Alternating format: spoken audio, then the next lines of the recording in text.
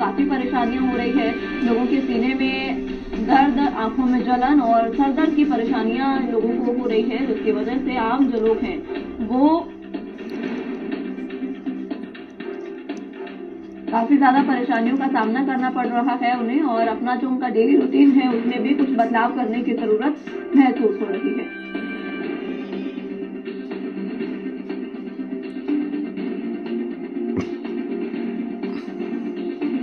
इसी खबर पर हमारे साथ एनवायरमेंटल एक्सपर्ट सुंदरम तिवारी जी मौजूद है। बहुत स्वागत है सर आपका एनबी न्यूज पर। तिवारी जी, जिस तरीके से दिल्ली और नोएडा की हवा लगातार बहुत खराब होती जा रही है, नोएडा की भी अब एयर क्वालिटी इंडेक्स जो है वो बहुत खराब श्रेणी में दर्ज किया गया है, और दिल्ली की तो आप देख ही रहे हैं, हर साल का है कि दिल्ली पूरी तरीके से गैस चैम्बर में तब्दील हो जाती है। आप किस तरीके से सुझाव दे सकते हैं और क्या कुछ कार्य किए जा सकते हैं दिल्ली सरकार द्वारा इसको कंट्रोल करने के लिए, और एक आम नागरिक की इसमें किस प्रकार की भूमिका हो सकती है? जी मुस्कान जी, जैसे मैंने आपको पहले बताया था कि आपने बोला कि सरकार ने 17 लोगों की कमेटी गठित करी है, तो मैंने आपको तब भी कहा था कि जैसे कमेटी गठित करी तो उसका ग्राउंड पर कितना इम्पैक्ट पड़ने वाला है, ये महत्वपूर्ण विषय है। अगर दिल्ली एनसीआर की हम बात करें तो लगातार दिल्ली एनसीआर की हवा जो आपने कहा है गैस चैम्बर में परिवर्तित हो जा रही है। तो आज ये पहला दिन नहीं है कि पहली बार हुआ है, अचानक से हुआ है, ये लगातार कई वर्षों से होता आ रहा है। तो इस पे सरकार केवल कमेटी गठित कर रही है, उन कमेटी का जो धरातल पर क्या उपयोग हो रहा है वो कई सालों से मुझे लगता है विफल दिखाई दे रहा है, और सरकार को उनके ग्राउंड पर लागू करना चाहिए। एक इससे आम आदमी को कितनी परेशानी हो रही है, आंखों में जलन हो रही है, उनके गले में दिक्कत हो रही है। अगर एयर पोल्यूशन से ही बात करें तो लगभग 2017 की अगर बात करूं मैं तो पूरे देश में लगभग 12 लाख लोगों की मौत हुई है एयर पोल्यूशन से।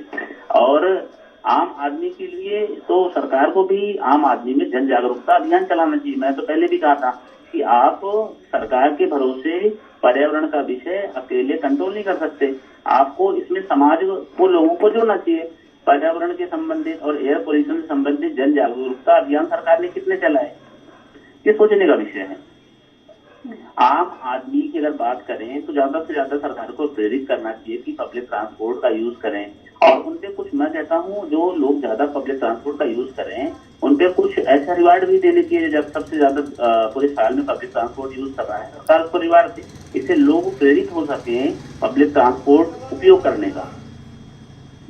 और तिवारी जी, एक बात और इसमें है, जिस तरीके से दिवाली पर पटाखे बैन किए गए, ग्रीन पटाखे भी बैन कर दिए गए हैं, लेकिन कल दशहरा निकला है और दशहरे में हमने देखा कि अलग अलग जगह पर पूरी दिल्ली में कई फीट के जो रावण दहन है वो किया गया, पुतले दहन किए गए।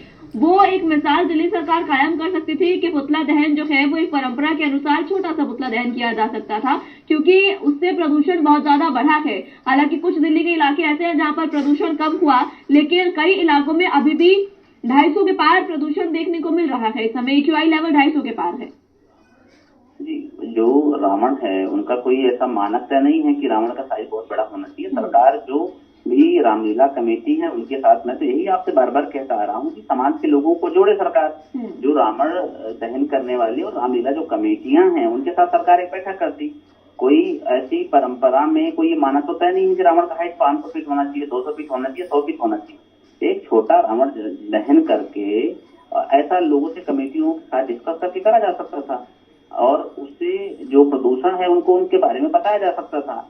सरकार रामलीला कमेटियों से संपर्क करके ये मैसेज अपना पर्यावरण का और पोल्यूशन का मैसेज उनके माध्यम से भी लोगों तक तो आराम से पहुंचा सकते थे।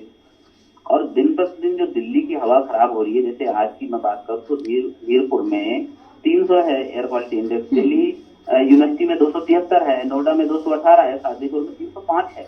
तो अभी ठंड आई नहीं है, और आप स्थिति स्वयं देख रही हैं कि दिल्ली एनसीआर पूरा गैस के चैम्बर में परिवर्तित हो जा रहा है। आम लोगों को भी जब तक सरकार इससे नहीं जोड़ेगी, मैं बार बार इस पर बात पर जोड़ देता हूँ कि आम आदमी को जब तक सरकार इस विषय के साथ नहीं जोड़ेगी तब तक मुझे नहीं लगता कि कुछ बहुत बड़ा परिवर्तन होने वाला है। सरकार पिछले क्या 7-8 महीने से सोती रहती है क्या? उसको पता नहीं है क्या कि पहली बार अचानक से ही प्रदूषण बढ़ने वाला है? हमको यह रेगुलर बेस पर पर्यावरण और एयर पोल्यूशन को ध्यान में रखकर सरकार को रेगुलर बेस पर काम करना चाहिए।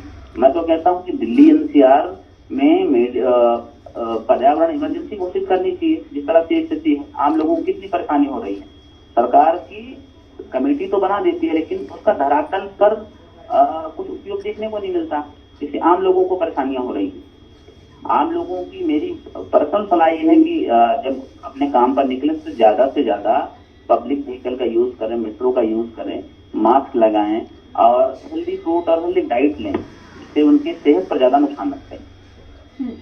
ठीक है तिवारी साहब, बहुत शुक्रिया आपका हमारे साथ जुड़ने के लिए और तमाम अहम चर्चा हमारे साथ करने के लिए।